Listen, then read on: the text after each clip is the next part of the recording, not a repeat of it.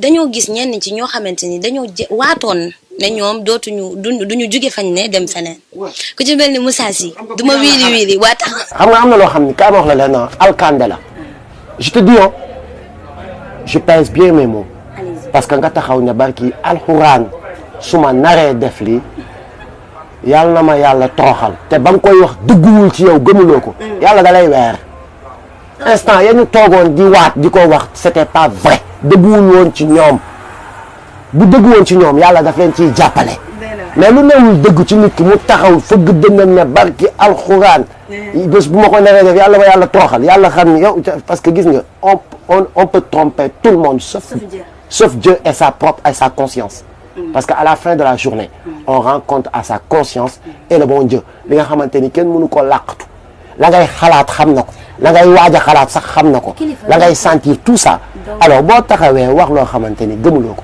yàlla weer la wan nit ñi kii tuyee. alors kilifa ñooñu nga xamante ni dañuy transhumé lan moo leen manqué ba tax ñuy def loolu. mais li leen manqué ah man de jaaxal na man de am na loo xamante ni man damay toog ba mu yàgg ba ne mais est-ce que nit war na mun a mel nen nii moi je dis man waxuma xaw ma lan la ñuy wuti parce que je pense que ni ñoom ñëpp ku ci nekk nga 12 ans ci pouvoir. D'accord. ku ci nekk tu as eu à voler ba yàlla ba ci sa càcc googu nga am ci benn ñaar ñett ba ñeenti kër. ok am ci oto. dund ci bànneex dund ci nguur dund ci lu ne. non je pense que ni. lan ngay ñëwaat di ko doyeewaat. parce que am na loo xamante ni boo amee benn passé bu doy waar. li des ci sa kanam da nga war di jéggalu. di baalu askan bi nga ko seqal di baalu yàlla. di leen wan ni peut-être ah lii de maa ko defoon dama newoon ci biir j'étais aveugle.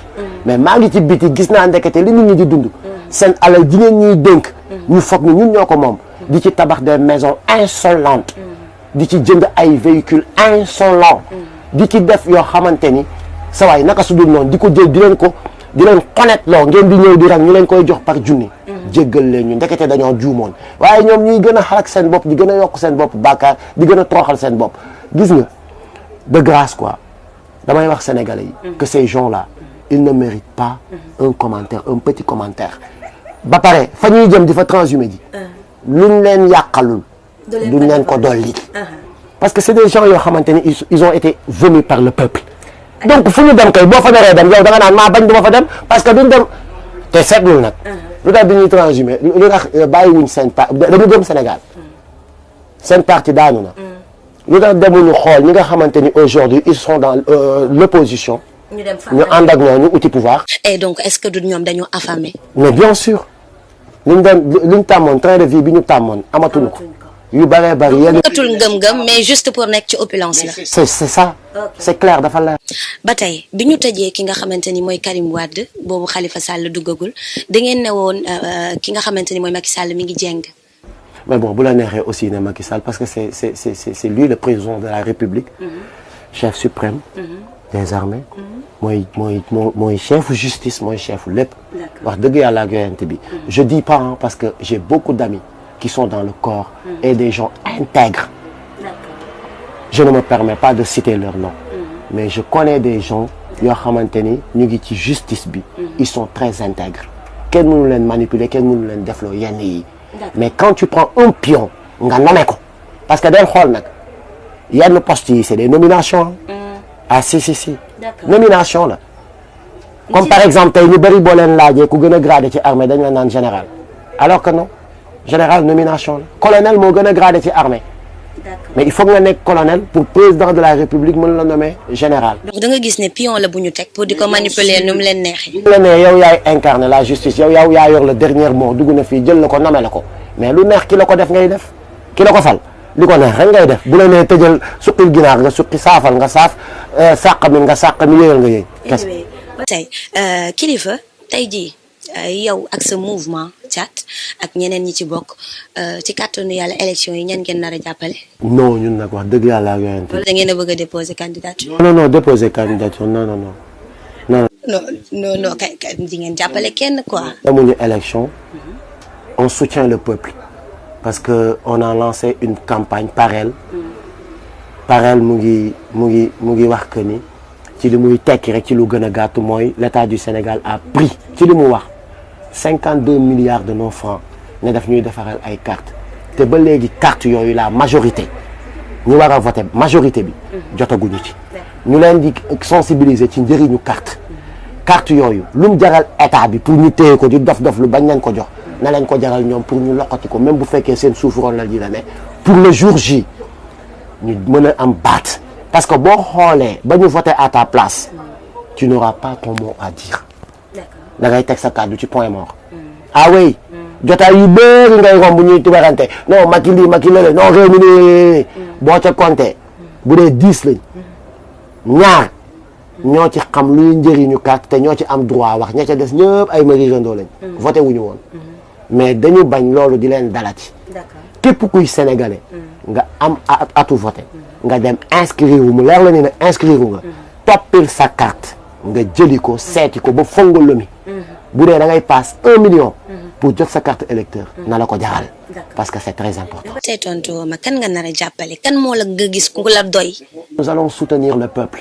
xam nga tey jii kaay ma wax la lenn am na loo xamante ni bi ñu créé le mouvement ba léegi dañu ci leer nanc on ne soutient pas l'État mais aussi on n'aide pas l'opposition à ce qu'il accède au pouvoir parce que ñun duñu ci lenn Macky Sall en 2012 lors des deuxièmes tours wala lors des premiers tours li ko may 25% ba yóbbu ko deuxième tour c'est parce que les Sénégalais peut-être les Sénégalais voulaient changer mooy benn ñaar mu am loo xamante ni daf ko promettre woon Sénégalais yi su fekkente ni li mu promettre woon Sénégalais yi mu ngi ci pour man il n'a pas besoin de battre campagne mais li tax muy rey boppam ak di pëli di tëb di dal yëpp c'est parce que tout ce qu'il a promis aux Sénégalais dara amu ci parce que peut-être ki nga xamante ni moo nekk conquête de pouvoir mooy war a ñëw pour convaincre ne man de nii laa gisee su ma jëlee réew mi mais ki nga xamante ni dañ ko jox ne ko essayer déjà bi muy ñëw def nañu man déjà li may njëkk a dindi mooy juróom-ñaar yi dafa bëri dama koy def juróom loolu rek doy na sanction. mais gisoo ne loolu noonu da ko fay fekk parce que sunu maam Wade dafa. mais loolu lañ bëggoon mu dañ fi di loolu lañ bëgg mu dañ fi di daf ko fi fekk daf fi dañ parce que ñëpp xam nañ ni du qualité aussi. wax muy dañ du qualité. mais dama dégg ne kilifa.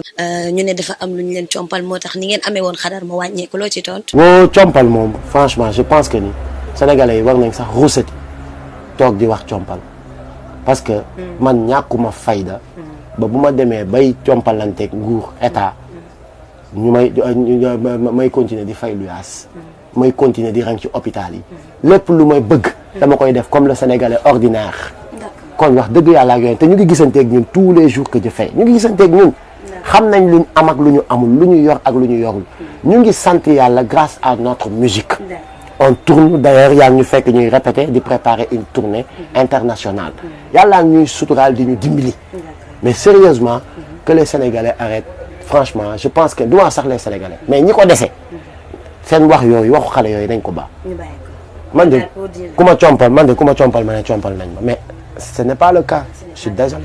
d'accord ba tey ñu resté ci li nga xamante ni mooy fi ñu nekkoon léegi dañoo gis ne xadar bi nga xamante ni tamit aussi mouvement bi doon na ko def maanaam di topp ci soxlay askan wi di leen jàppale Sénégalais yi dafa mel ne dañ leen a weddi jamono ji wala gisoo lool. non du tout demeewul noonu le mouvement y est toujours mouvement bi chaque jour que je fais. muy gën a yokk. mu ngi gën a yokk doole di gën a am doole. mais c'est-à-dire vous êtes journaliste. c'est pas pour rien ngeen ñëw nekk journaliste. vous avez fait la formation dans des bonnes écoles de journalisme. alors pour man yéen da ngeen di toogee benn nekk ci ginnaaw am une vision d'aigle les Américains naan Eagle Vision. comment on a créé le mouvement en 2011 bi ñu koy créer les Sénégalais en avaient marre de quelque chose ou d'une personne.